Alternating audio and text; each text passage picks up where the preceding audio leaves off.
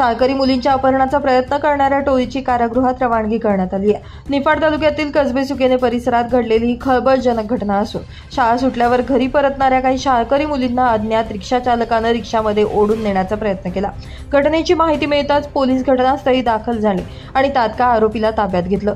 पीडित मुलींनी छेडछाड आणि जबरदस्तीचा प्रयत्न केल्याची माहिती दिल्यानंतर पोलिसांनी आरोपींविरोधात पॉस्को अंतर्गत गुन्हा नोंदवला। आरोपींना आज निफाड न्यायालयात हजर केलं असता न्यायालयानं त्यांची नाशिक मध्यवर्ती कारागृहात सेंट्रल जेलला रवानगी केली आहे। संपूर्ण घटनेचा पुढील तपास ओझर पोलीस करत असून परिसरात या घटनेनं एकच खळबळ निर्माण झाली आहे। पालकांनी अशा घटनांवर चिंता व्यक्त केली असून शाळकरी मुलांच्या सुरक्षेसाठी अधिक उपाययोजना करण्याची मागणी देखील केली आहे।